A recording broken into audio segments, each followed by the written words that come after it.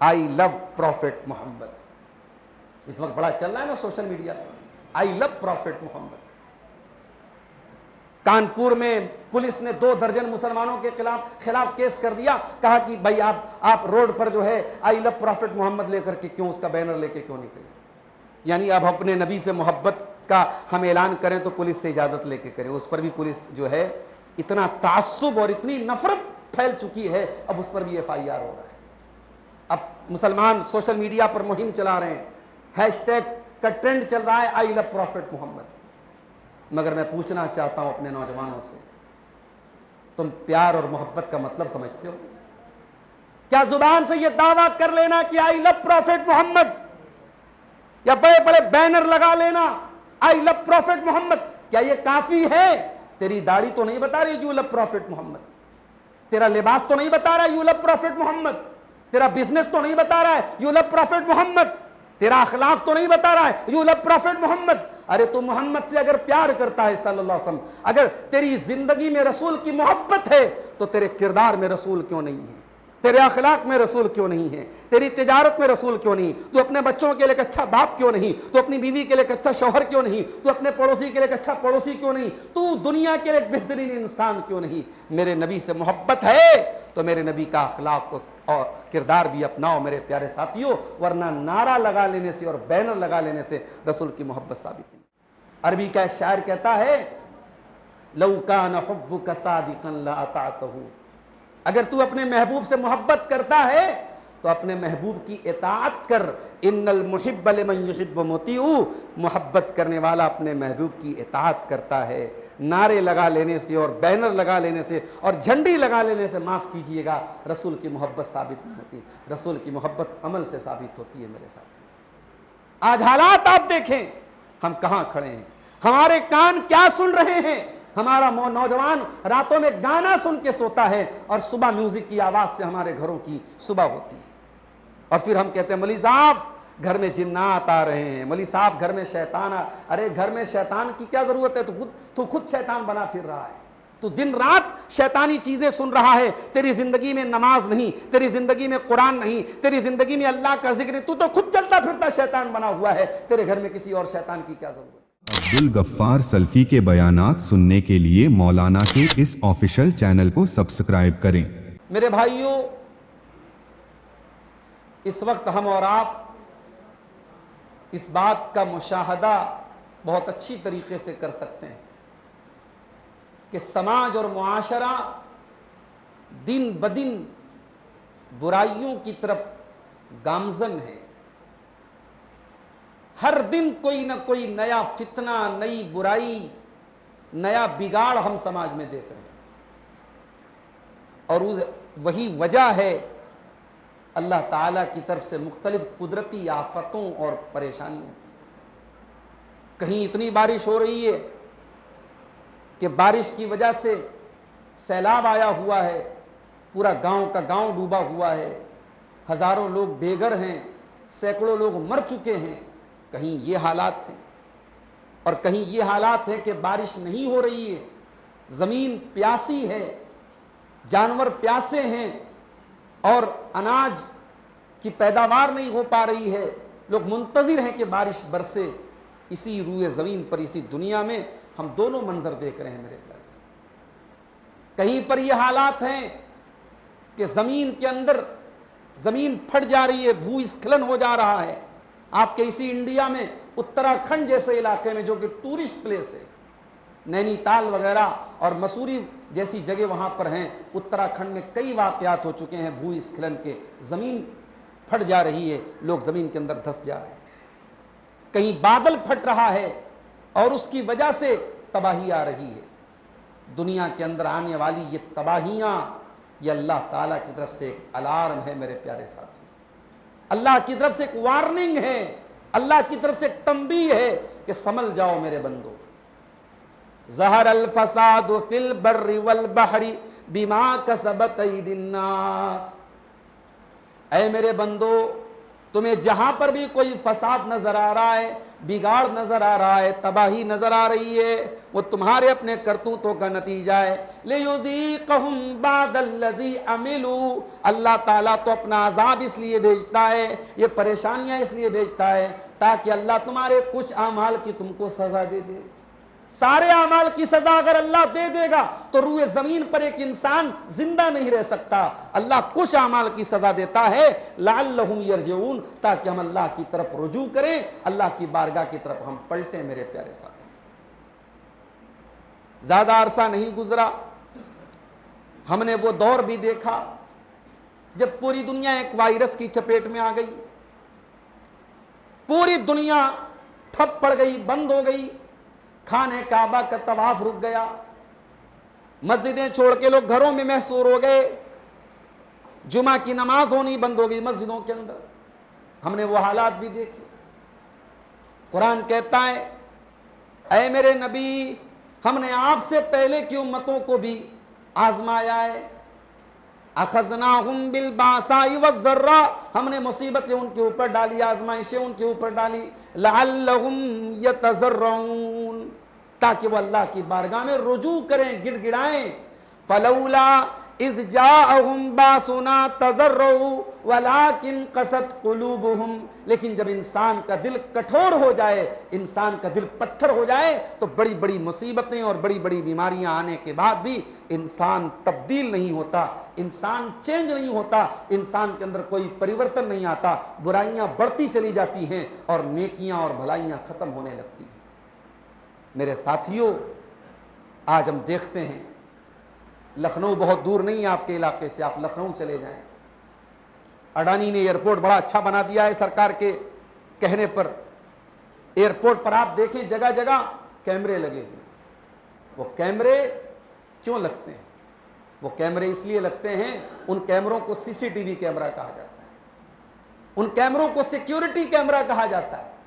وہ کیمرے اس لیے لگتے ہیں کہ کیمرہ لگے گا تو اس جگہ کی سرکشا ہوگی، چور چوری نہیں کرے گا، چھینیتی کرنے والا چھینیتی نہیں کرے گا، لڑکی چھیڑنے والا لڑکی نہیں چھیڑے گا، اسے معلوم ہے کیمرہ لگا ہے، ریکارڈ ہو رہا ہے۔ انسان کا بنایا ہوا کیمرہ جو فیل بھی ہو سکتا ہے، جو ناکام بھی ہو سکتا ہے، جس کے اندر اسٹور ہونے والی فائل کرپٹ بھی ہو سکتی ہے، لیکن اس کیمرے کا اتنا ڈر ہے کہ کیمرہ لگ جاتا ہے تو چوری رک جاتی ہے، کیمرہ لگ جاتا ہے تو چھینیتی رک جاتی ہے، کیمرہ لگتا ہے تو غلط کام کرنے سے انسان بچ جاتا ہے۔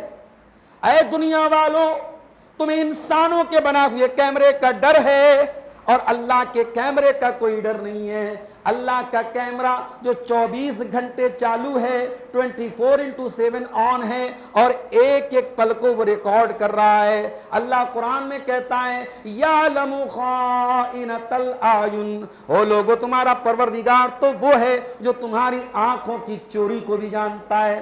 دنیا کا کوئی کیمرہ تمہاری آنکھوں کی چوری کو کیپچر نہیں کر سکتا، اللہ کا کیمرہ تو یہ بھی جانتا ہے کہ تمہاری آنکھیں کہاں پر ہے اور تمہارا نشانہ کہاں پر ہے، تم کیا دیکھ رہے ہو اور کیا دیکھنا چاہتے ہو۔ وما تخفی الصدور، اور اللہ کا کیمرہ تو تمہارے دلوں کے اندر بھی جھانک رہا ہے، تمہارے دل کے اندر کیا چل رہا ہے، تمہارے دماغ کے اندر کیا چل رہا ہے، اللہ کا کیمرہ تو اس کو بھی ریکارڈ کیے ہوئے ہیں۔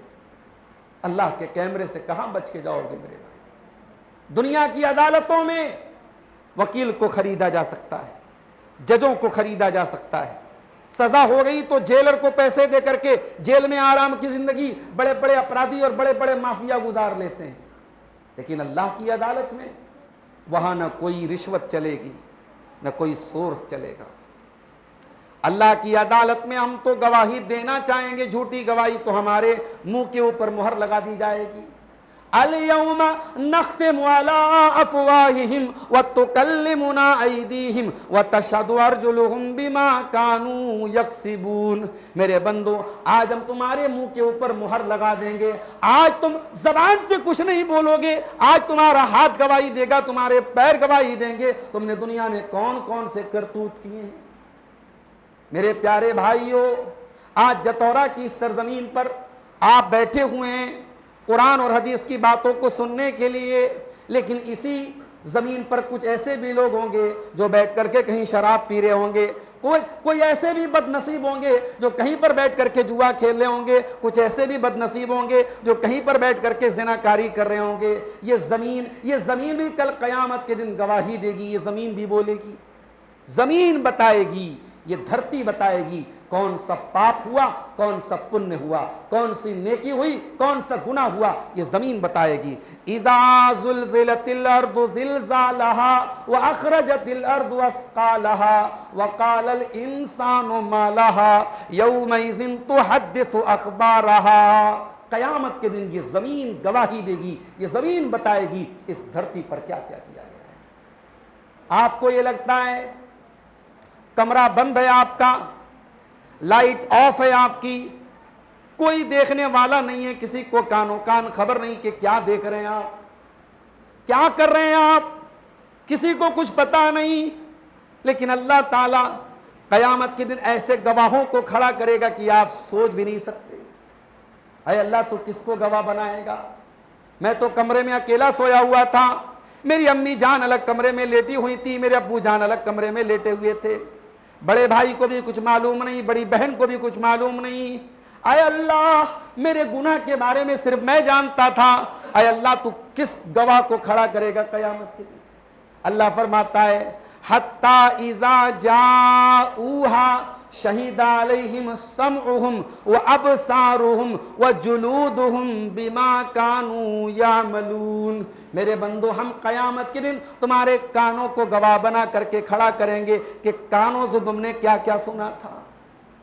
او ایئر فون لگا کر کے اور ایئر پوڈ لگا کر کے گانا سننے والے میرے نوجوانوں، اور میوزک کی دھن پر ناچنے گانے والے میرے نوجوانوں، اور اب تو وہ حالات بھی آ گئے، اب تو وہ حالات بھی آ گئے کہ نبی کا ذکر بھی میوزک کے ساتھ کیا جا رہا ہے، نبی کی تعریف ہو رہی ہے، نبی کی سیرت بیان ہو رہی ہے، اس کو بھی میوزک کے ساتھ بیان کیا جا رہا ہے، اس کو نام قوالی کا دے دیا جائے، اس کو نام کسی اور چیز کا دے دیا جائے، لیکن جس چیز کو شریعت نے حرام قرار دیا اس کو آپ نبی کی شان کے ساتھ بیان کرے تو یہ اور بڑا گناہ ہے میرے پیارے ساتھی۔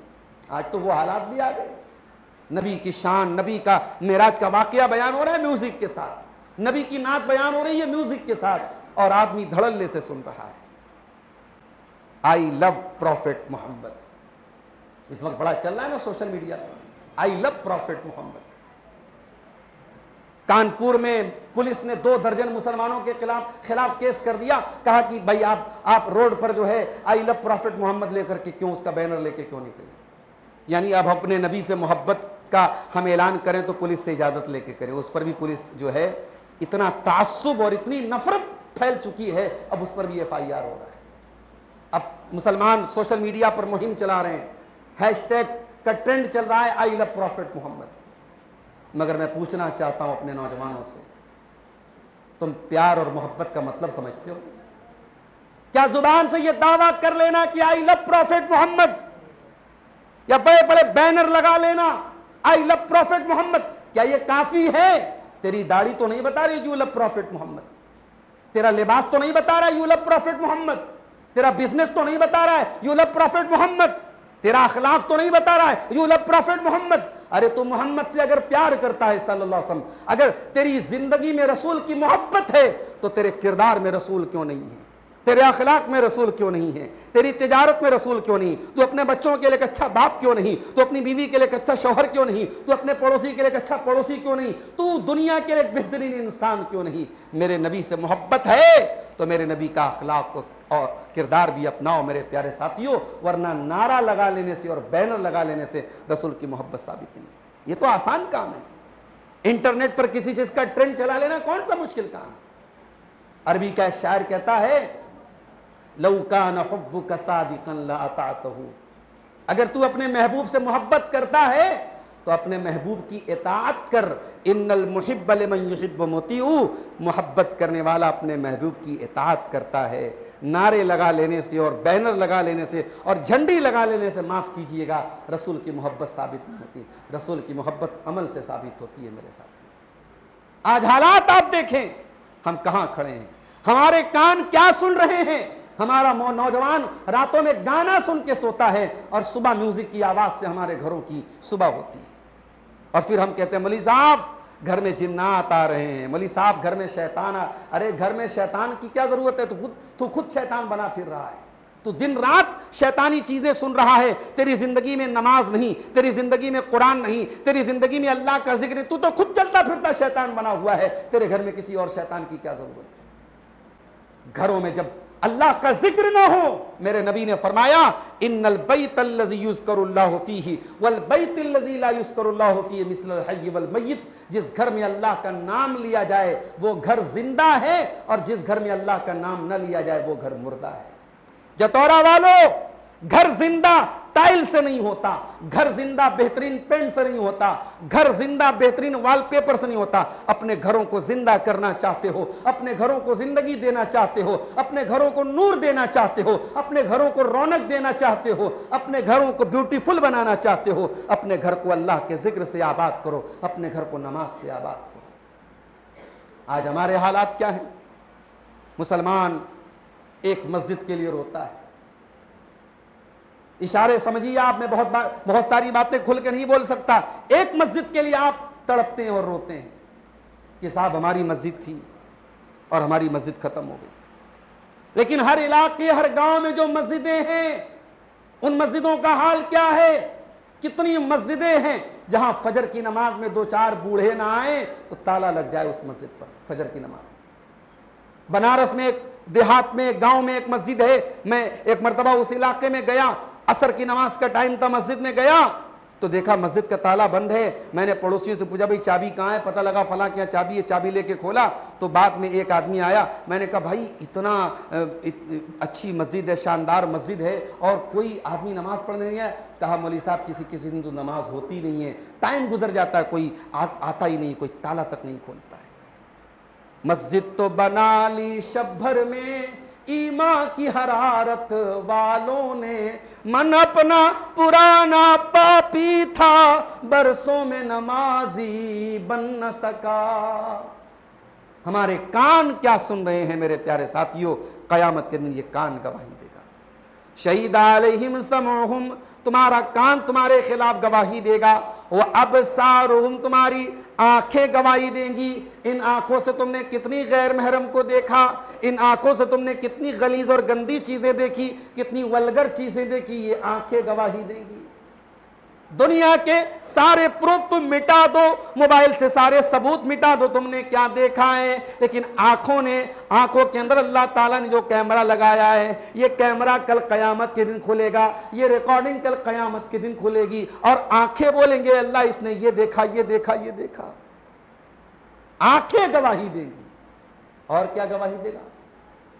فرمایا وَجُلُودُهُمْ، اور انسان کی چمڑی، انسان کے بدن کی اسکن گواہی دے گی، انسان کی توچا بتائے گی اس نے کیا کیا کرتوت کیے تھے۔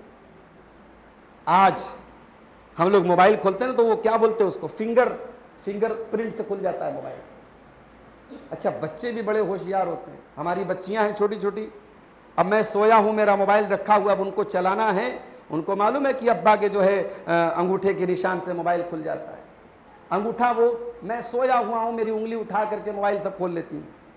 ہوشیار ہیں آج کل کے بچے ماشاءاللہ، ہمارا فون اسمارٹ ہے، ہمارے بچے بھی اسمارٹ ہے کہ نہیں؟ میں نے کہیں ایک جملہ پڑھا تھا کہ موبائل کا نام اسمارٹ فون پڑ گیا، ایسے ہی اسمارٹ فون نہیں پڑا ہے، موبائل بہت اسمارٹ ہے، کیلکولیٹر کھا گیا، یہ کیلنڈر کھا گیا، الارم گھڑی کھا گیا، اور 2 قدم اور آگے بڑھ کے بولوں رشتے کھا گیا، بچوں کا بچپن کھا گیا، بزرگوں کی بزرگی کھا گیا، جوانوں کی جوانی کھا گیا، نیکوں کی نیکی کھا گیا، تقوی والوں کا تقوی کھا گیا، ہماری تنہائیوں کو اس نے گناہوں سے آلودہ کر دیا۔ بڑے بڑے اللہ والے، لمبی داڑھی والے، ماتھے پر سجدے کا نشان، وہ بھی بیچارے فیس بک پر کھولے ہوئے ہیں، اس پہ بھی ناچ گانا آ رہا ہے، جن کے بارے میں سوچا نہیں جا سکتا تھا کہ کبھی یہ بھی کبھی اس طریقے کی چیزیں دیکھیں گے۔ اب تو ماشاءاللہ وہ بھی بھائی فیس بک کی ریلز پر تو سب آ رہا ہے نا، وہ دیکھ رہے ہیں، فیس بک کی ریلز اور یوٹیوب کے شارٹس اور انسٹاگرام کے ویڈیو سب دیکھ رہے ہیں۔ میرے پیارے ساتھیوں، آپ کا کان گواہی دے گا، آپ کی آنکھیں گواہی دیں گی، آپ کی چمڑی گواہی دے گی، کیا ٹچ کیا آپ نے، کیا آپ نے چھوا، آپ کے بدن کی چمڑی گواہی دے گی۔ وقالوا لجلودهم لما شهدتم علینا، اور انسان کہے گا کہ اے میری چمڑی تو کیسے بولنے لگی، تجھے تو بولنا نہیں آتا، تیرے اندر تو زبان نہیں ہے۔ قالوا انطقنا اللہ الذی انطق کل شیء، انسان کی چمڑی قیامت کے دن کہے گی اللہ نے ہم کو بولنا سکھا دیا، جس اللہ نے زبان کو بولنا سکھایا وہ اللہ چمڑی کو بھی بولنا سکھا سکتا ہے۔ یعنی انسان کی پوری باڈی قیامت کے دن بولے گی اس نے باڈی کے ساتھ کیا کیا کیا ہے، اور یہی وجہ ہے اللہ کے نبی فرماتے ہیں کہ اے میری امت کے لوگوں، یہ نہ سمجھنا کہ زنا وہی کر رہا ہے جو حرام کام اور بدکاری کا کام کر رہا ہے۔ العینان زناہما النظر، آنکھوں سے غلط چیزوں کو دیکھنا آنکھوں کا زنا ہے۔ والأذنان زناہما الاستماع، کانوں کا زنا یہ ہے کانوں سے غلط چیزوں کو سنا جائے۔ والرجل زناہا الخطا، پیروں کا زنا یہ ہے غلط چیزوں کی طرف چل کے جایا جائے۔ والید زناہا البطش، اور ہاتھوں کا زنا یہ ہے غلط چیزوں کو پکڑا جائے۔ واللسان زناہ الکلام، اور زبان کا زنا یہ ہے کہ گندی باتیں منہ سے نکالی جائیں۔ اور جب انسان آنکھوں کی حفاظت نہ کرے، کانوں کی حفاظت نہ کرے، ہاتھ اور پیر کی حفاظت نہ کرے، اللہ کے نبی فرماتے ہیں والفرج یصدق ذلک ویکذبہ، پھر انسان کے دل میں غلط خیالات آتے ہیں، پھر انسان کی شرمگاہ یا تو اس کی تصدیق کر لیتی ہے یا تکذیب کر لیتی ہے۔ میرے ساتھیوں، آج ہم سماج کو کہاں لے کے پہنچے ذرا سوچیے۔ دنیا کا کیمرہ ہمیں غلط کام سے بچا رہا ہے، اللہ کا کیمرہ جو 24/7 آن ہے اس کیمرے کا ہمیں کوئی ڈر نہیں۔ اچھا، دنیا کے اندر غور سے سننا میرے بھائیوں، اگر آپ نے کوئی غلط کام کیا اللہ نہ کرے اور وہ ریکارڈ ہو گیا اور وہ ریکارڈنگ کسی کے ہاتھ میں لگ گئی، آپ تو ڈر جائیں گے کہیں میری عزت کا جنازہ نہ نکل جائے، کہیں میرا ویڈیو یہ وائرل نہ کر دے، کہیں میرے ویڈیو کو اوپن نہ کر دیا جائے، لوگ میری زندگی کے وہ راز کو دیکھ نہ لیں۔ لیکن قیامت کا دن جب آئے گا، اللہ کے نبی فرماتے ہیں، اللہ تعالیٰ قرآن میں فرماتا ہے سورہ کہف کے اندر وَوُضِعَ الْكِتَابُ، قیامت کے دن تمہاری کتاب کھول دی جائے گی، تمہاری زندگی بھر کا کچا چٹا کھول دیا جائے گا۔ وَوُضِعَ الْكِتَابُ، قیامت کے دن ہر انسان کا نام اعمال کھول دیا جائے گا۔ فَتَرَى الْمُجْرِمِينَ مُشْفِقِينَ مِمَّا فِيهِ، تو انسان جو مجرم ہوگا، جو گنہگار ہوگا، جو بدکار ہوگا، جو پاپی ہوگا، وہ ڈرا ہوا ہوگا، وہ سہما ہوا ہوگا۔ وَيَقُولُونَ يَا وَيْلَتَنَا مَا لِهَذَا الْكِتَابِ لَا يُغَادِرُ صَغِيرَةً وَلَا كَبِيرًا، اور انسان کہے گا اے اللہ یہ کیسی کتاب ہے، یہ کیسا رجسٹر ہے، یہ کیسا نام اعمال ہے، ہر چھوٹا بڑا عمل اس کے اندر ریکارڈ کر لیا گیا ہے۔ وَوَجَدُوا مَا عَمِلُوا حَاضِرًا، اور انسان جو عمل کرے گا اس نام اعمال کے اندر موجود ہوگا۔ وَلَا يَظْلِمُ رَبُّكَ أَحَدًا، اور اللہ کسی پر اتیاچار نہیں کرے گا، اللہ کسی پر ظلم نہیں کرے گا۔ میرے ساتھیوں، اس دن ہماری ریکارڈنگ اوپن ہوگی، اس دن سے ہمیں ڈرنا چاہیے۔ دنیا میں اگر آج ہم بات کریں کہ کون سی برائیاں سماج میں پنپ رہی ہیں، تو یہ موضوع ایسا ہے کہ برائیوں کی لسٹ گناتے چلے جائیں رات ختم ہو جائے گی، سماج کے اندر موجود ہے۔ مگر آج کی اس تقریر میں میں چاہتا ہوں کہ کچھ بنیادی چیزیں، کچھ بڑی بڑی اہم باتیں سماج کی اصلاح کے تعلق سے، اصلاح معاشرہ کے تعلق سے آپ کے سامنے رکھی جائیں کہ وہ کون سی چیزیں ہیں جن پر ہمیں زیادہ توجہ دینے کی ضرورت ہے، جن پر ہمیں زیادہ دھیان دینے کی ضرورت ہے، اور جہاں سے سماج میں بگاڑ آ رہا ہے، سماج میں خرابی آ رہی ہے۔ دعا کیجیے اللہ ہم سب کو عمل کی توفیق عطا فرمائے۔ میرے بھائیوں، سماج میں سب سے بڑا جو بگاڑ ہم دیکھتے ہیں وہ ہے عقیدے کا بگاڑ۔ آپ مسلمان ہیں اور اسلام کی پہچان عقیدہ توحید سے۔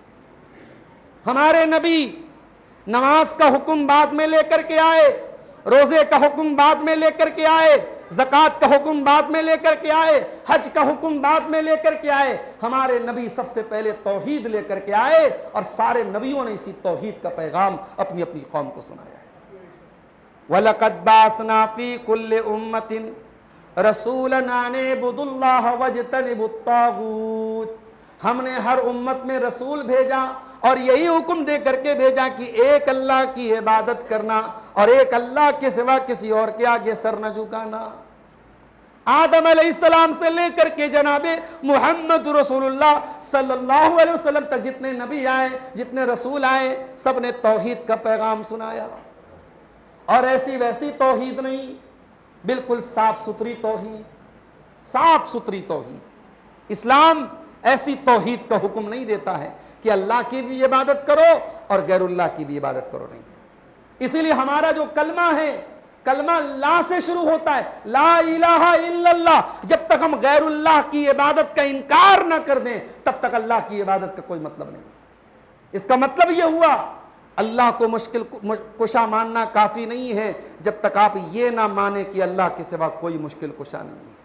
اللہ کو دینے والا، اللہ کو مدد کرنے والا، اللہ کو دستگیر، اللہ کو داتا، اللہ کو غوث اعظم، اللہ کو غریب نواز، اللہ کو بندہ نواز، اللہ کو اولاد دینے والا، اللہ کو بگڑی بنانے والا مان لیں، یہ کافی نہیں ہے جب تک آپ یہ نہ مان لیں کہ اللہ کے سوا کوئی بگڑی بنانے والا نہیں ہے، اللہ کے سوا کوئی اولاد دینے والا نہیں ہے، اللہ کے سوا کوئی بیماریوں سے شفا دینے والا نہیں ہے۔ جب تک آپ یہ اقرار نہ کریں تب تک آپ کی توحید مکمل نہیں ہو سکتی میرے پیارے صاحب۔ یہی وجہ ہے ہر مسلمان پانچوں ٹائم کی نماز میں سنتیں اگر نہیں پڑھتا ہے، نفل نہیں پڑھتا ہے، وتر نہیں پڑھتا ہے، صرف فرض نماز کی بات کر رہا ہوں، صرف فرض نماز میں کم سے کم 17 بار وہ سورہ فاتحہ پڑھے گا، اور سورہ فاتحہ میں وہ قرآن کی یہ آیت ضرور پڑھے گا، ایاک نعبد و ایاک نستعین، اے اللہ ہم تیری ہی عبادت کرتے ہیں اور تجھ ہی سے مدد مانگتے ہیں۔ کتنا بڑا کمٹمنٹ ہے، کتنا بڑا وعدہ ہے، کتنا بڑا پرومس ہے۔ اے اللہ تیرے سامنے کھڑا ہوں اور اقرار کر رہا ہوں، ایاک نعبد و ایاک نستعین، اے اللہ ہم تیری ہی عبادت کرتے ہیں اور تجھ ہی سے مدد مانگتے ہیں۔ غور کرو، جو مسلمان 17 ٹائم اللہ کے سامنے یہ وعدہ کرے اور اولاد نہ ہونے پر کسی اور کے در پہ چلا جائے، بیمار ہونے پر کسی اور کو شفا دینے والا مان لے، پریشانی آنے پر کسی اور کو اپنا رب مان لے، کہیں اور جا کے اپنا سر جھکا لے، سوچو اس مسلمان سے بڑا بے وفا کون ہے، اس سے بڑا دغاباز کون ہے، اس سے بڑا وعدہ خلافی کرنے والا کون ہے؟ توحید، اور اسی کا اپوزٹ ہے شرک۔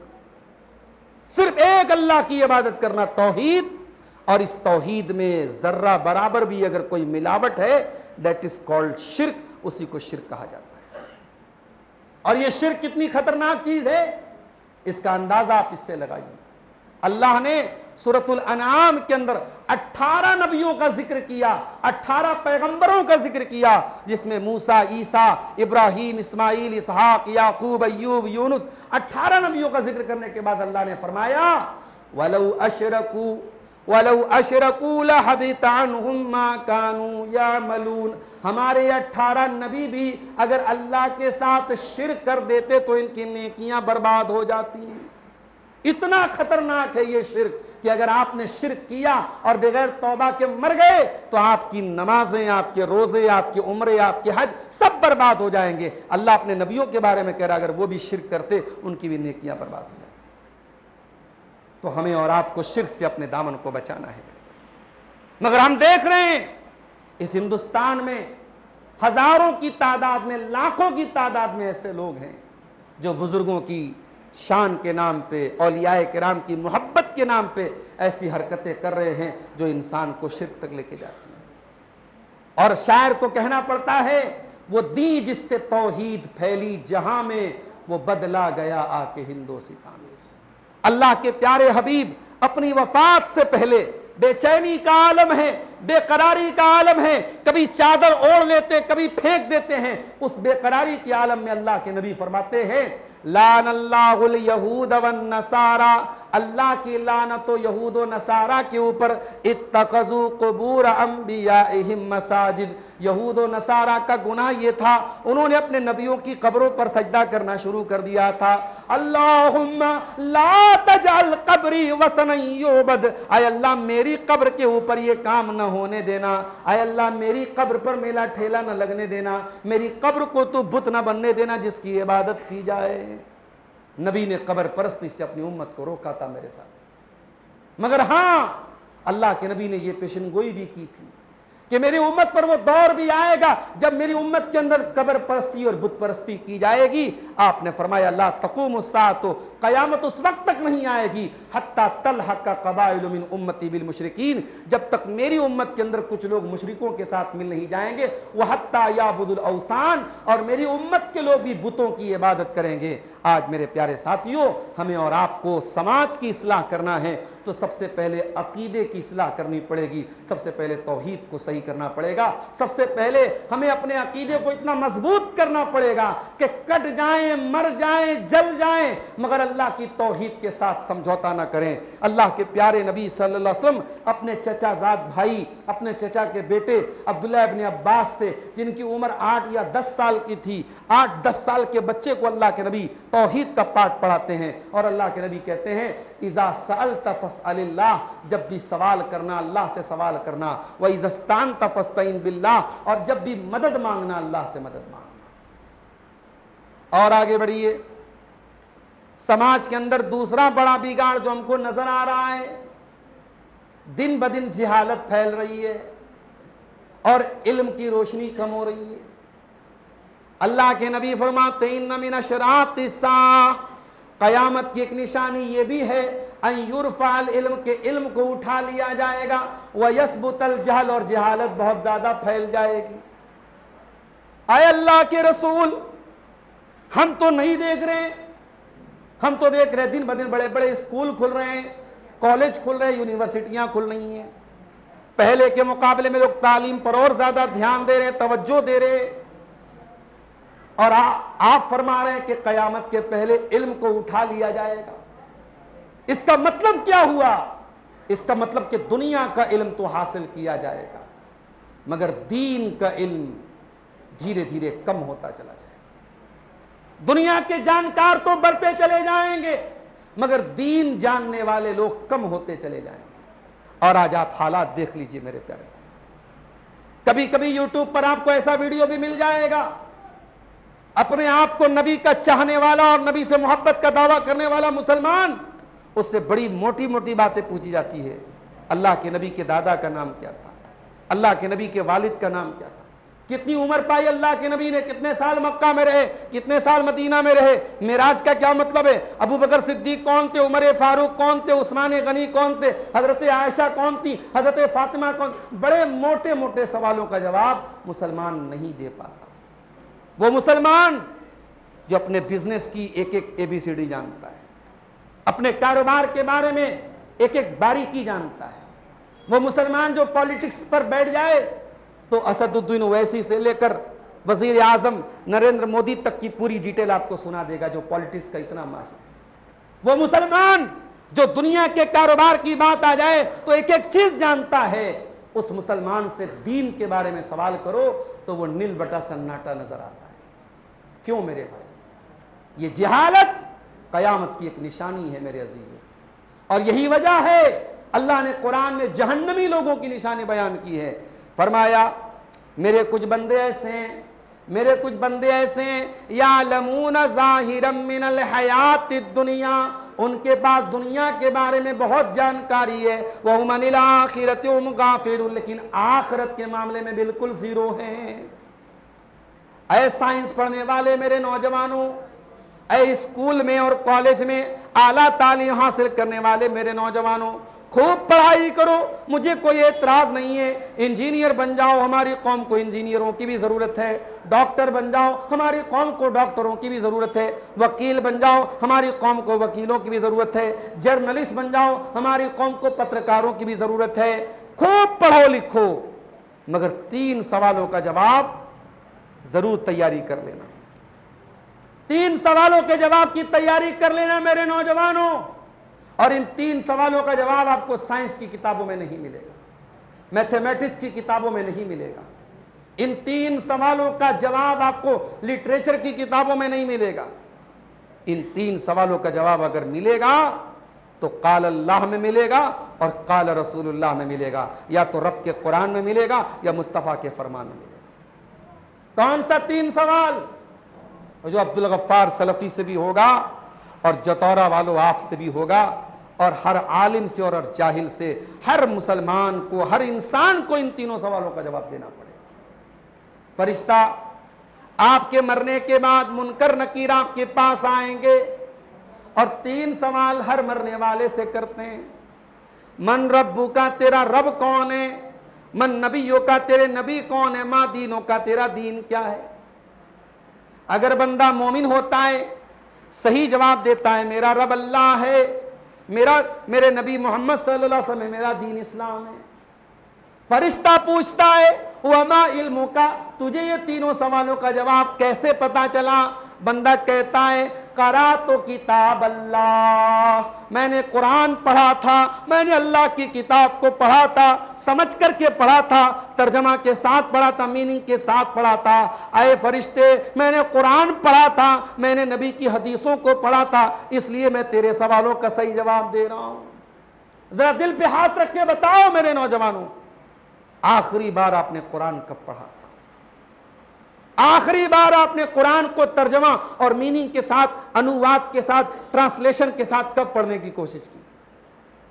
میسج تو کوئی نہیں چھوڑتا واٹس ایپ پر آپ کے، فیس بک کے میسنجر پر آپ کا کوئی دوست میسج کرے تو وہ ایسا نہیں ہوتا کہ آپ اس کو اگنور کر دیں، نظر انداز کر دیں۔ دنیا والوں کے میسج کو اتنی اہمیت دے رہے ہو، اور اللہ کا انتم سندیش، اللہ کا لاسٹ اینڈ فائنل میسج، اللہ کا آخری پیغام جو اللہ نے آپ کو دیا ہے، شہر رمضان الذی انزل فیہ القرآن، وہ رمضان کا مہینہ تھا جس میں قرآن اترا تھا، ھدی للناس، جو پوری مانوتا کے لیے مارگ درشن کی کتاب بن کے آئی ہے، پوری ہیومینٹی کے لیے گائیڈنس کی بک بن کے آئی ہے، پوری انسانیت کے لیے ہدایت کی کتاب بن کے آئی ہے۔ اس قرآن کو آپ نے کتنا ٹائم دیا ہے؟ اس قرآن کو کتنی بار آپ نے پڑھا ہے؟ میرے پیارے ساتھیوں، ہم سب غور کریں اور جائزہ کریں۔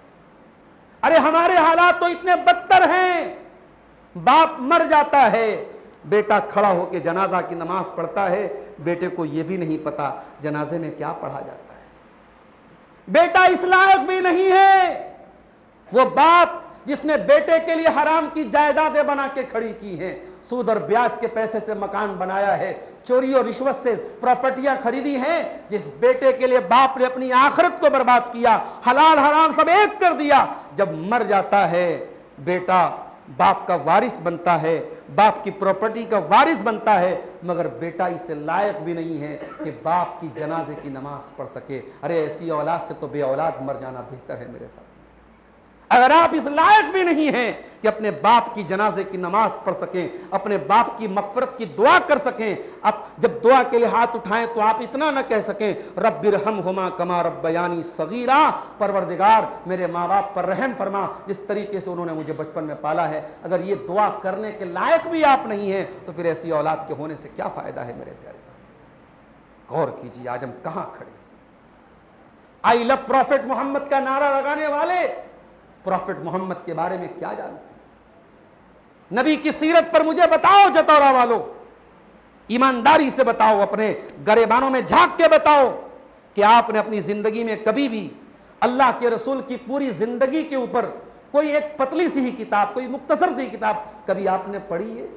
ہو سکتا ہے بہت سارے لوگوں نے پڑھی ہو، میں اچھا گمان رکھتا ہوں، لیکن ایک بڑی تعداد آپ کو ایسی ملے گی جس نے اللہ کے نبی کی زندگی کو کبھی نہیں پڑھا ہے۔ بیمار دوائی کھاتا نہیں، بدنام طبیب کا نام ہوا، ہوئے کام برے تو مسلمہ سے، بدنام بیچارہ اسلام ہوا۔ ہم اسلام کو پڑھتے نہیں، نبی کی سیرت کو جانتے نہیں، اور پھر ہمارے غلط کاموں سے اسلام بدنام ہوتا ہے۔ دنیا اسلام کو ہمارے کردار سے پڑھتی ہے، دنیا قرآن کو نہیں پڑھتی ہے، دنیا نبی کو بعد میں پڑھے گی، دنیا قرآن کو بعد میں پڑھے گی، دنیا بخاری کو بعد میں پڑھے گی، دنیا مسلم کو بعد میں پڑھے گی، دنیا پہلے ہمیں پڑھے گی۔ ہم کیسے ہیں اور ہمارے کردار اور ہمارے عمل کے ذریعے دنیا دیکھے گی کہ اگر مسلمان ایسا ہے تو اسلام بھی ایسا ہوگا، اگر ہم برے کام کریں گے تو دنیا اسلام کو بلیم کرے گی۔ میرے پیارے ساتھیوں، اس لیے یہ دوسری بڑی خرابی ہے جس پر ہمیں کام کرنے کی ضرورت ہے کہ ہم اور آپ دین کی معلومات حاصل کریں، دین کے بارے میں جو جہالت پھیلی ہوئی ہے اس سے ہم دور کریں، اس کو ہم دور کرنے کی کوشش کریں۔ اور آگے بڑھتے ہیں۔ سماج میں ایک اور برائی ہمیں نظر آتی ہے، اور وہ برائی کیا ہے؟ پیسہ آنا چاہیے چاہے جیسے بھی آئے۔ سود کا کاروبار آج مسلمان کر رہا ہے۔ بہار سے میرے پاس ایک نوجوان کا میسج آیا، مولانا صاحب میری بہن بہت بیمار ہے، پٹنہ کے ہاسپٹل میں ایڈمٹ کیا ہے، 1.5 روپے کا خرچ ہے، میں بہت غریب آدمی ہوں، میرے گاؤں میں سب مسلمان لوگ ہیں، میں نے لوگوں سے مدد کی گہار لگائی، مدد مانگی میں نے، مسلمان مجھے پیسہ دینے کو تیار ہے مگر انٹرسٹ اور سود کے ساتھ مجھے پیسہ دے گا۔ انسانیت اتنی مر چکی ہے کہ مسلمان اپنے ہی مسلمان بھائی کو قرضہ دے کر اس پر پروفٹ کمانا چاہتا ہے۔ بھائی سود کس کو بولتے ہیں؟ بیاج کس کو بولتے ہیں؟ بیاج کا مطلب کیا ہوتا ہے؟ بیاج کا مطلب یہی ہوتا ہے کہ میں آپ کو قرضہ دوں اور قرضے پر آپ سے پروفٹ کماؤں۔ اسلام میں قرضہ مدد کے لیے ہوتا ہے، قرضہ پروفٹ کمانا ہے بزنس کرو، پروفٹ کمانا ہے ٹریڈنگ کرو، پروفٹ کمانا ہے ویاپار کرو۔ آپ قرضہ دے کر کے پروفٹ نہیں کما سکتے، اور ہر وہ ٹرانزیکشن، ہر وہ کاروبار جس میں قرضہ دے کر کے آپ پروفٹ کمائیں گے وہ اسلام کی نظر میں سود ہے، وہ اسلام کی نظر میں بیاج ہے۔ آج کتنے کاروبار کے طریقے ہیں ہمارا نوجوان دھڑلے سے کرتا ہے، وہ کبھی جاننے کی کوشش بھی نہیں کرتا یہ حلال ہے کہ حرام ہے۔ اللہ کے نبی فرماتے ہیں یاتی علی الناس زمان لا یبال المرء من این اخذ المال، ایک زمانہ تم پر ایسا بھی آئے گا کہ لوگ اس بات کی پرواہ نہیں کریں گے کہ مال کہاں سے کما رہے، حلال طریقے سے کما رہے یا حرام طریقے سے۔ یاد رکھو میرے بھائیو، آپ پیسہ کیسے کما رہے ہیں اس کا بھی حساب دینا پڑے گا، اور کہاں پہ خرچہ کر رہے ہیں اس کا بھی حساب دینا پڑے گا۔ اللہ کے پیارے رسول فرماتے ہیں لا تزول قدم ابن آدم من عند ربہ یوم القیامہ، قیامت کے دن انسان اپنی جگہ سے ہل نہیں پائے گا جب تک 5 سوالوں کا جواب نہ دے دے۔ 5 سوالوں کا جواب مجھے بھی دینا ہے، آپ کو بھی دینا ہے، ہر مسلمان کو، ہر انسان کو دینا ہے۔ پہلا سوال کیا ہوگا؟ ان عمرہ فیما افناہ، تو نے اپنی زندگی کو کہاں گزارا؟ 60 سال 65 سال 70 سال 80 سال جو بھی تجھے زندگی ملی تھی، تو نے زندگی کو کہاں گزارا؟ دوسرا سوال وان شبابہ فیما ابلا، تو نے اپنی جوانی کو کہاں گزارا؟ 18 سال سے لے کر کے 40 سال کا جو پیریڈ تھا، جو تیری جوانی کا دور تھا، طاقت کا دور تھا، انرجی کا دور تھا، پاور کا دور تھا، دوڑنے کا دور تھا، جو تیری طاقت کا دور تھا، تو نے اپنی طاقت کے دور کو کہاں گزارا؟ کہیں ایسا تو نہیں جوانی گنڈا گردی میں گزری، جوانی عیش پرستی میں گزری، جوانی ناچ گانے میں گزری، جوانی عیاشی میں گزری؟ تیری جوانی کہاں گزری تو حساب دے، جوانی کا حساب الگ سے دینا پڑے گا۔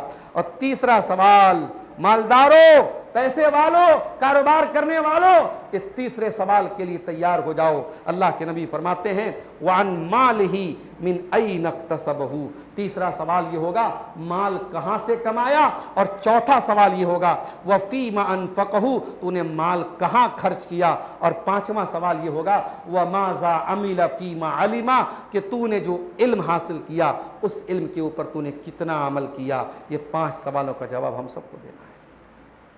آج مسلمان پیسہ کمانے کی اندھی دوڑ میں لگا ہوا ہے، آن لائن سٹے بازی کے کاروبار میں مسلمان آگے ہے، رشوت خوری میں مسلمان آگے ہے، بیاج خوری میں مسلمان آگے ہے، اپنے بھائی کی جائیداد پر ناجائز قبضہ کرنے میں مسلمان آگے ہے، اپنی بہن اور بیٹی کا حق ہڑپنے میں مسلمان آگے ہے۔ اور میں تو ایک بات کہتا ہوں، جو اپنی بہن کا حق مار لے، اپنی بیٹی کا حق مار لے، اپنے بھائی کی جائیداد پر ناجائز قبضہ کر لے، ایسا انسان جب مر جائے اس کے جنازے میں ضرور جانا, اس کی مٹی میں ضرور جانا, اور جا کر کے دیکھنا کہ حرام کی کمائی گئی وہ پراپرٹی, بھائی کی زمین پر ناجائز قبضہ کرنے والا وہ انسان, بہن کا حق مارنے والا وہ انسان, بیٹی کا حق مارنے والا وہ انسان آج جب مرا ہے اپنے ساتھ قبر میں کیا لے کے گیا ہے میرے ساتھ, اپنے ساتھ قبر میں کیا لے کے گیا ہے؟ سب ٹھاٹ پڑا رہ جائے گا. جب لاد چلے گا بنجارا, یہ زمینیں یہی رہ جائیں گی, یہ جائیدادیں یہی رہ جائیں گی, یہ بینک بیلنس یہی رہ جائے گا. ہم خالی ہاتھ دنیا میں آئے تھے اور خالی ہاتھ دنیا سے جائیں. اسی لیے اللہ کے نبی ہمیں بار بار حرام کمائی سے بچنے کا حکم دیتے ہیں. ایک حدیث میں اللہ کے نبی اپنے صحابی حضرت کعب ابن عجرہ سے کہتے ہیں, یا کعب ابن عجرہ, اے میرے صحابی کعب ابن عجرہ, کان کھول کر کے سن لے, ما یربو لحم نبت من سود الا النار اولا به, جس جسم کی پرورش حرام کمائی سے ہوگی, جس بدن کے اندر حرام کا خون دوڑے گا, جس بدن کے اندر, جس شریر کے اندر حرام کی کمائی دوڑے گی, وہ جہنم کی آگ میں جلایا جائے گا. اے اپنے فیملی سے پیار کرنے والے مسلمانوں, اپنے بچوں سے پیار کرنے والے میرے بھائیوں, پیار کرتے ہو اپنے بچوں سے, پیار کرتے ہو اپنی فیملی سے, تو خبردار حرام کمائی سے اپنے گھر کو بچا لینا, ورنہ یہ پھول سے بچے تمہارے کل جہنم کی آگ میں جلیں گے, تمہاری وفادار بیوی کل جہنم کی آگ میں جلے گی, تمہارے بچے جہنم کی آگ میں جلیں گے. حرام کمائی سے اپنے گھر کو بچاؤ میرے ساتھ. اور آگے بڑھیے. سماج کی اصلاح کا موضوع آپ نے دیا ہے.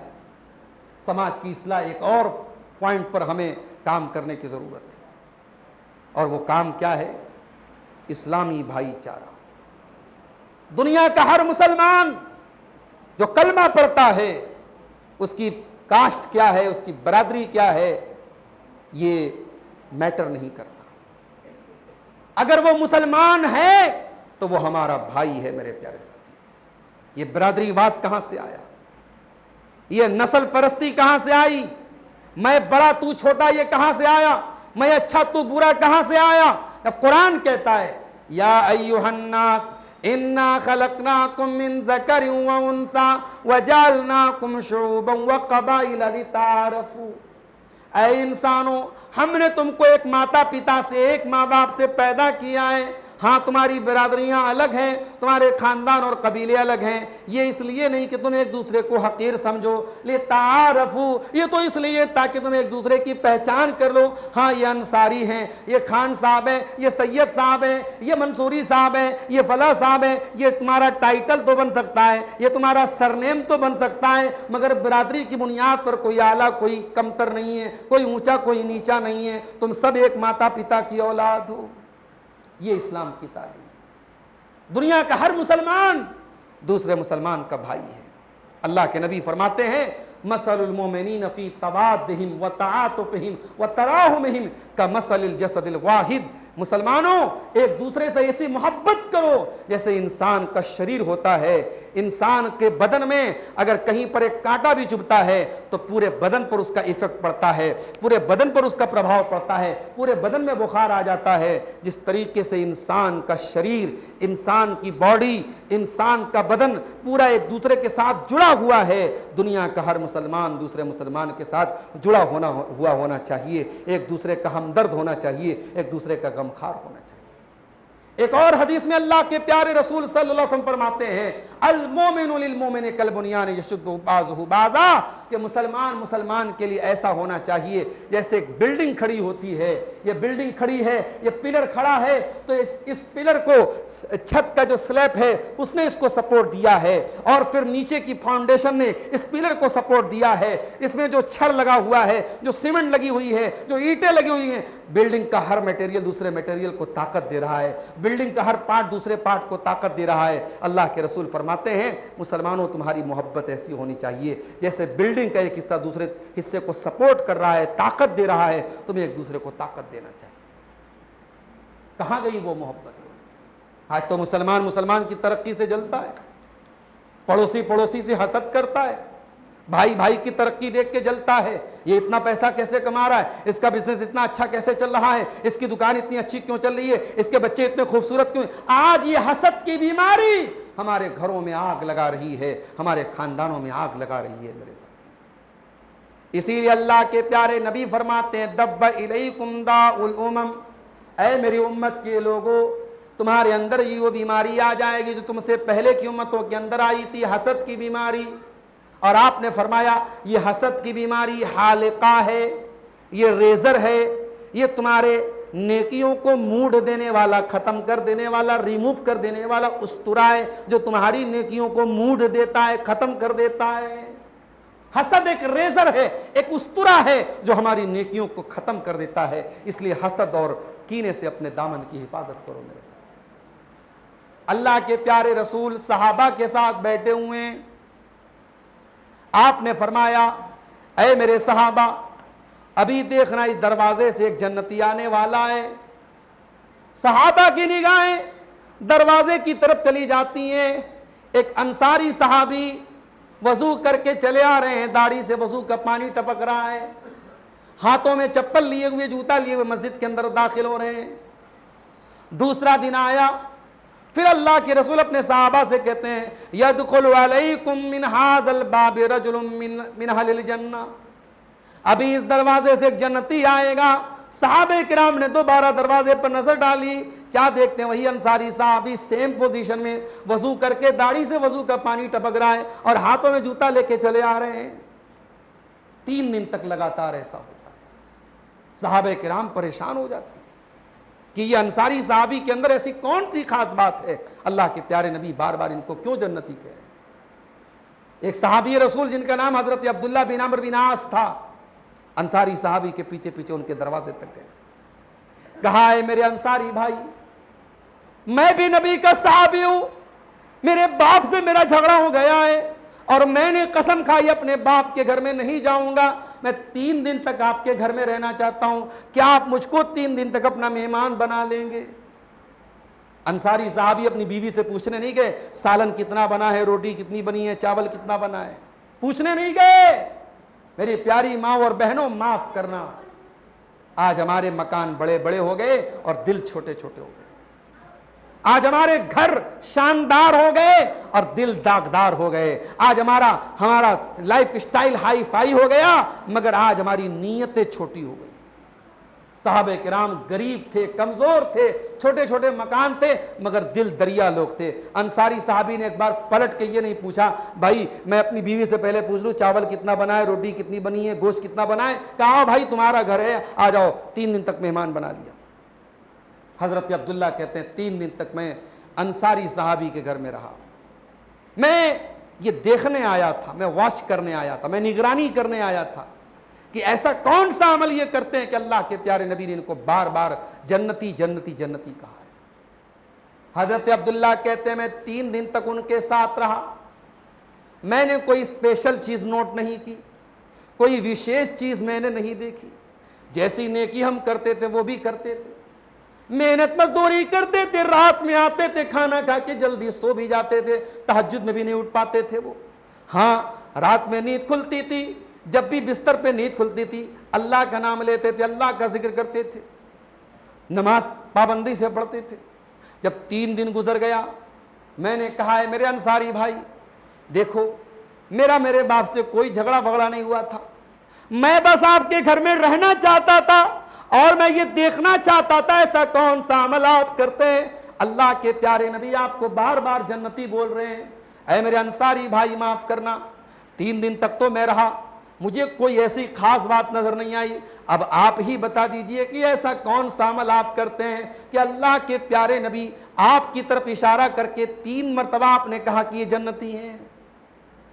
انصاری صحابی نے کہا میرے بھائی میری زندگی تو وہی ہے جو آپ نے دیکھی، میرے اندر کوئی خاص بات نہیں ہے۔ عبداللہ بن عمرو واپس جانے لگے، جب واپس جانے لگے کہا ہے عبداللہ سنو ایک بات یاد آئی، ایک بات ہے میرے اندر، ہو سکتا ہے اسی ایک بات کی وجہ سے مجھ کو یہ درجہ مل گیا ہو۔ کہا جلدی بتائیے کیا بات ہے؟ کہا لا اجد فی قلبی غشا لأحد من المسلمین، میرے اندر دو خاص بات ہے. پہلی بات تو یہ ہے میں اپنے دل میں کسی مسلمان کے ساتھ دھوکہ دھڑی کی نیت نہیں رکھتا, میں کسی کے ساتھ فراڈ نہیں کرتا, میں کسی کے ساتھ دھوکہ نہیں کرتا, میرا دل بالکل صاف رہتا ہے. ایک چیز تو میرے اندر یہ ہے. اور دوسری چیز کیا ہے؟ وَلَا أَحْسُدُ أَحَدًا عَلَىٰ نِعْمَةٍ, اللہ تعالیٰ کسی بندے کو کوئی نعمت دے دے, پیسہ دے دے, عزت دے دے, شہرت دے دے, میں کسی بندے سے حسد نہیں کرتا, میں کسی کی نعمت دیکھ کے جلتا نہیں, کڑتا نہیں. اس کا مقدر اس کے ساتھ, میرا مقدر میرے ساتھ, میں کسی کی نعمت دیکھ کر حسد نہیں کرتا. حضرت عبداللہ نے کہا اللہ کی قسم یہی وہ چیز ہے, ہاذہی ہی التی بلغت بکا, یہی وہ چیز ہے جو تم کو اس مقام پر لے کے گئی. یہ سب کے بس کی بات نہیں ہے. میرے ساتھیوں, اگر جنت میں جانا ہے اپنے دلوں کو حسد سے پاک کرو, اپنے دلوں کو جلن سے پاک کرو, ایک دوسرے کی عزت کرو, ایک دوسرے کا احترام کرو. اور یہ ذرا ذرا سی بات پہ جو منہ پھلا کے بیٹھے ہو, تعلقات ختم کر کے بیٹھے ہو, رشتہ دار سے رشتہ توڑ کے بیٹھا ہے, اللہ کے واسطے 4 دن کی زندگی ہے, جاؤ, غلطی تمہاری ہے تو معافی مان لو, غلطی تمہاری نہیں ہے تب بھی جا کے بات ختم کر لو, جھگڑا ختم کر لو, اور ایک دوسرے سے ہنس بول کے دنیا سے جاؤ. نہیں معلوم آج رات ہے, کل صبح کا منہ دیکھنا نصیب ہوگا کہ نہیں ہوگا. میرے پیارے ساتھیوں, کسی سے تعلق توڑ کر کسی سے قطع تعلق کی کر کے مت جاؤ. میرے نبی نے تو یہاں تک تعلیم دی, آپ نے فرمایا مسلمان کا مسلمان پر 6 حق ہے, 6 حق ہے ہر مسلمان کا دوسرے مسلمان پر. اذا لقیتہ فسلم علیہ, جب آپ کا مسلمان بھائی ملے تو سلام کیجیے, سلام کیجیے اس کو. اور اس سے مطلب نہیں ہے کہ وہ مسلمان آپ کی برادری کا ہے کہ نہیں, آپ کے مسلک کا ہے کہ نہیں, آپ کی بھاشا بولنے والا, دنیا کا کوئی مسلمان ہے, مسلمان اگر ہے السلام علیکم ورحمۃ اللہ وبرکاتہ, سلام کیجیے اس کو.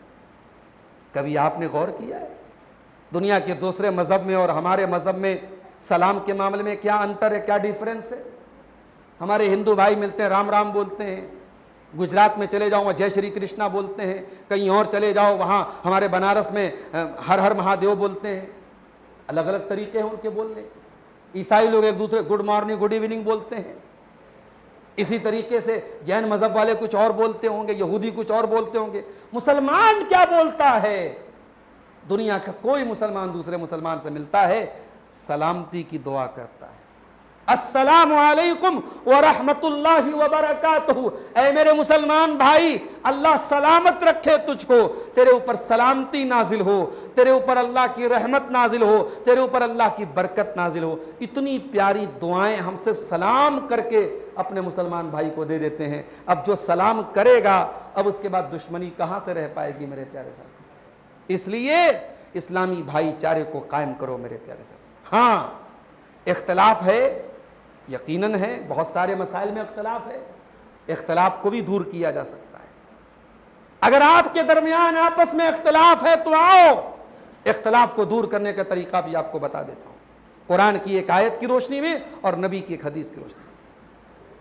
قرآن کہتا ہے وَاعْتَصِمُوا بِحَبْلِ اللَّهِ جَمِيعًا, اے مسلمانوں اللہ کی رسی کو مل کر کے تھام لو, وَلَا تَفَرَّقُوا, اور فرقوں میں نہ بٹو, ٹولیوں میں نہ بٹو, آپس میں ٹکڑے ٹکڑے مت ہو جاؤ.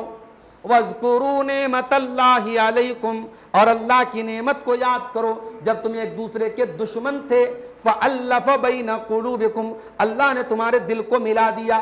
فَأَصْبَحْتُمْ بِنِعْمَتِهِ إِخْوَانًا, اور تم بھائی بھائی بن گئے. یاد کرو اللہ نے اپنے نبی کو بھیج کے تمہیں بھائی بھائی بنایا تھا, بھائی بھائی بن کے رہو. اختلاف ہے اس کو اللہ کی رسی پکڑ کر کے. اللہ کی رسی کیا ہے؟ اللہ کی رسی میرے بزرگ نہیں, آپ کے بزرگ نہیں, فلاں کے بزرگ نہیں, فلاں کے بزرگ نہیں. اللہ کی رسی کیا ہے؟ آؤ نبی سے پوچھتے ہیں. اللہ کے نبی فرماتے ہیں ترکت فیکم شیئین لن تضلوا بعدہما, 2 چیزیں تمہارے درمیان چھوڑ کے جا رہا ہوں, جب تک پکڑے رہو گے کبھی گمراہ نہیں ہو سکتے. کتاب اللہ و سنتی, ایک اللہ کی کتاب ہے اور ایک میری سنت ہے. قرآن اور سنت کو تھام لو میرے پیارے ساتھیوں. اپنے ہر جھگڑے کا نپٹارا قرآن و حدیث کی روشنی میں کر لو, ہر اختلاف کا حل قرآن و حدیث کی روشنی میں کر لو, انشاءاللہ مسئلہ حل ہو جائے گا. اب 2-4 باتیں اور کر کے ہم بات ختم کریں گے, کیونکہ میں بنارس سے لمبا سفر کر کے آیا, بارش کے حالات دیکھے, بھائیوں نے کہا مولانا جلدی چلیے، فوراً اسٹیج پہ لے کے چلے آئے، ذرا سا پیٹ لگانے کا، آرام کرنے کا، کھانا تک کھانے کا بھی موقع نہیں ملا، اور آنن فانن آپ کے سامنے حاضر ہونا پڑا۔ میں چند باتیں، 2-3 باتیں اور اصلاح معاشرہ کے تعلق سے بیان کر کے بات ختم کروں گا۔ ہم آج سماج کی اصلاح کرنا چاہتے ہیں میرے بھائیوں، ہمیں 2 کام اور کرنا پڑے گا۔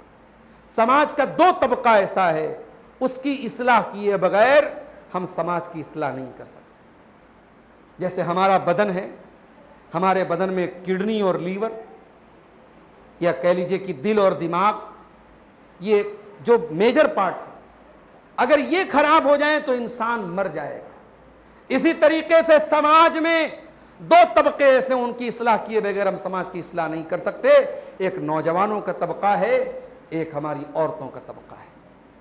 میرے نوجوانوں، کل جمعہ کا دن ہے، جمعہ کے دن آپ سورہ کہف پڑھتے ہوں گے، نہیں پڑھتے تو پڑھنا چاہیے۔ سورہ کہف میں اللہ تعالیٰ نے کچھ نوجوانوں کا واقعہ بیان کیا ہے۔ کچھ نوجوان تھے، امیر باپ کے بیٹے تھے، باپ امیر اور دولت مند باپ کے بیٹے تھے۔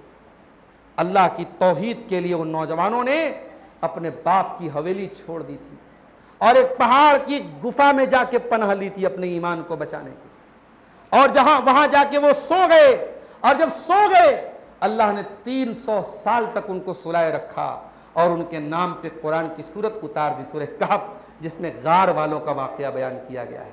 میرے نوجوانوں، میسج یہ دیا اللہ نے کہ نوجوان کے اندر وہ گٹس ہے، وہ پاور ہے۔ نوجوان اگر چاہے اللہ کے لیے پورے سماج سے ٹکر لے سکتا ہے، بادشاہوں سے ٹکر لے سکتا ہے، اپنے ماں باپ سے ٹکر لے سکتا ہے۔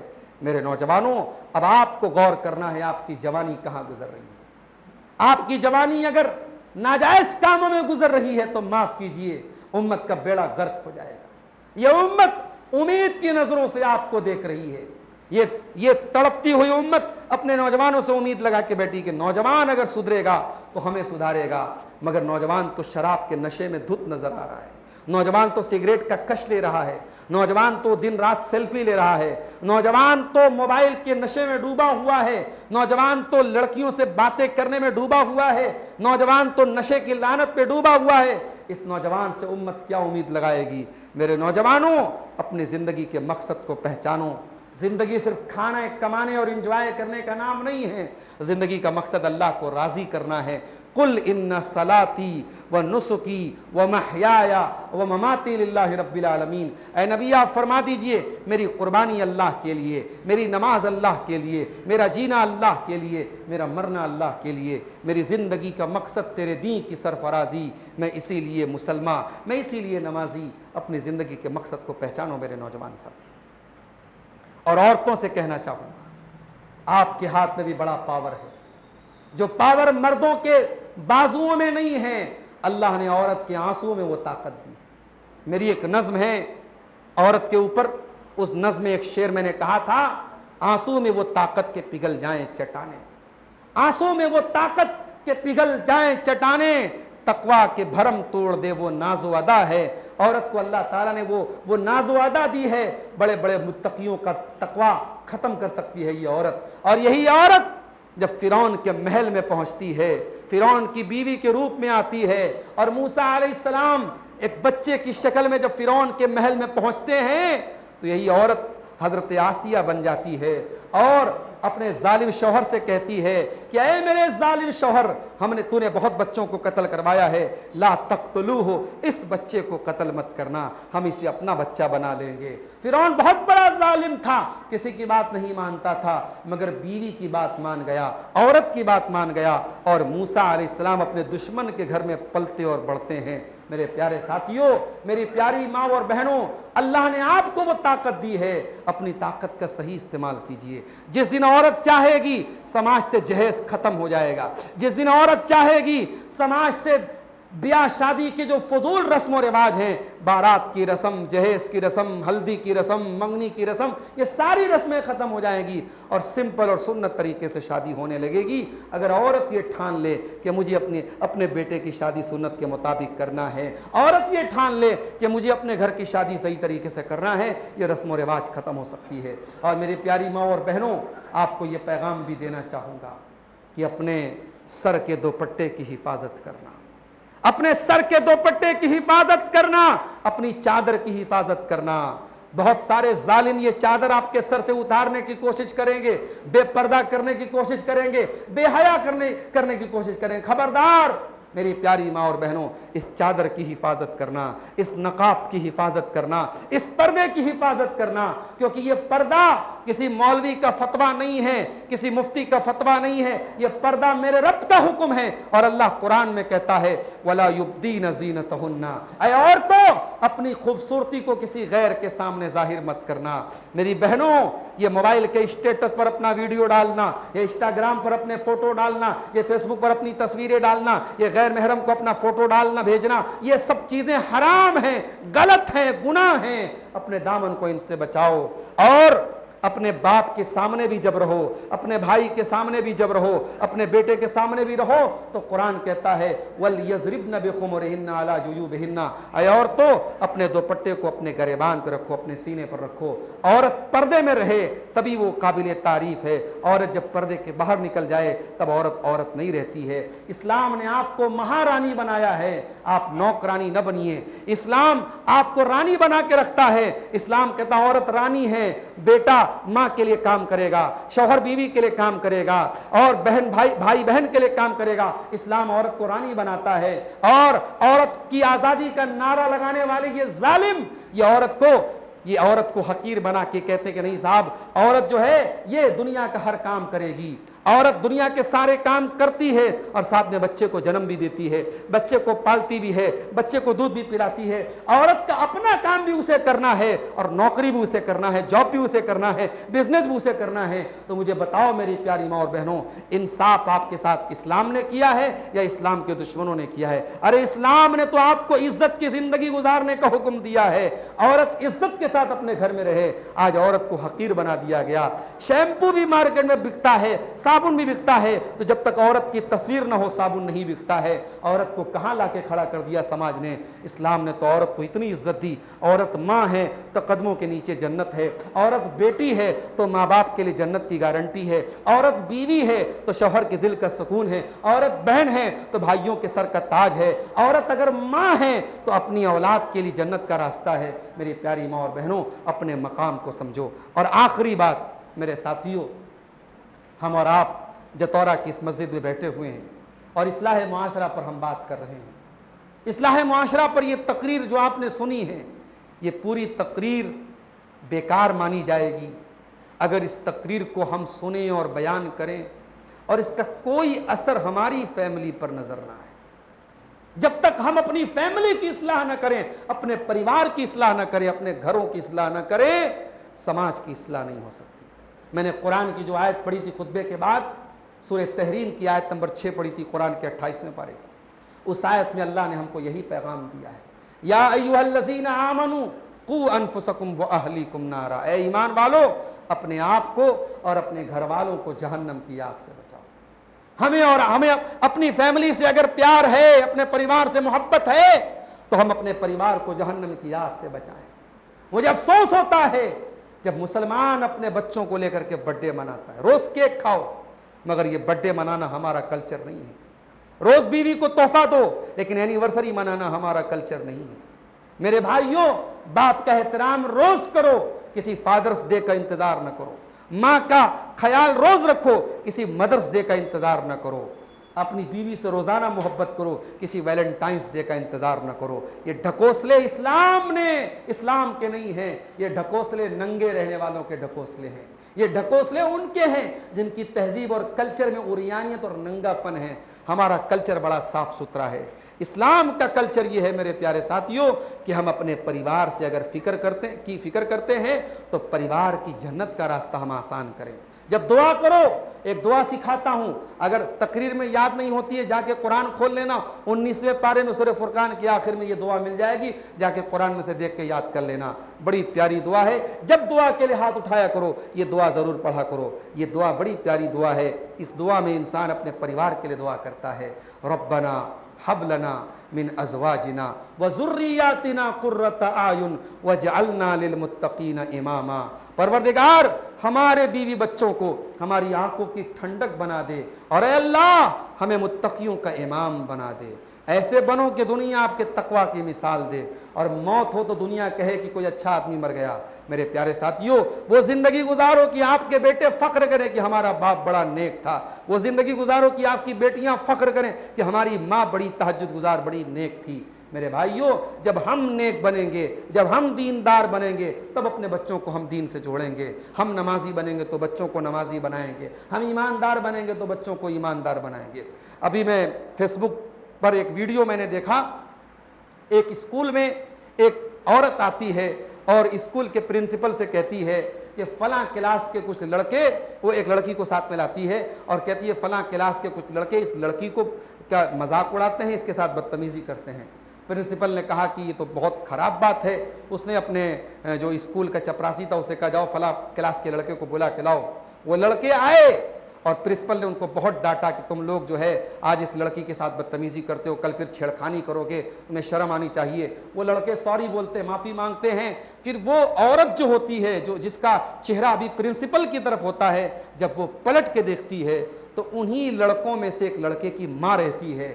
وہ لڑکا کہتا ہے، اپنی ماں سے کہتا ہے کہ ماں آپ، تو پرنسپل بھی حیران ہو جاتا ہے کہ آپ ماں ہو کر کے اپنے ہی بیٹے کے خلاف کمپلینٹ کرانے آئی ہیں۔ تو وہ عورت کہتی ہے کہ میں اس لڑکے کی ماں ہوں، لیکن یہ جو بچی ہے یہ بھی تو کسی کی بیٹی ہے۔ اگر آج میں اپنے بیٹے کی شکایت نہیں کروں گی اور اپنے بیٹے کو کنٹرول نہیں کروں گی تو کل یہ اور لڑکیوں کو چھیڑے گا اور غلط کام کرے گا۔ تو پیرنٹنگ بھی بہت بڑی چیز ہوتی ہے۔ ماں باپ کا مطلب یہ نہیں ہوتا کہ بچوں کو اچھا کھلا دیجیے، اچھا پہنا دیجیے۔ میرے بھائیوں، اپنے بچوں کی کیسے تربیت کی جائے وہ بھی ایک بہت بڑا اسلام کا حکم ہے، ہمیں اس کو بھی سمجھنے کی ضرورت ہے۔ نبی نے فرمایا تمہارے بچے 7 سال کے ہو جائیں ان کو نماز کا حکم دو، 10 سال کے ہو جائیں ان کو نماز نہ پڑھے تو پٹائی کرو، ان کے بستر الگ کر دو۔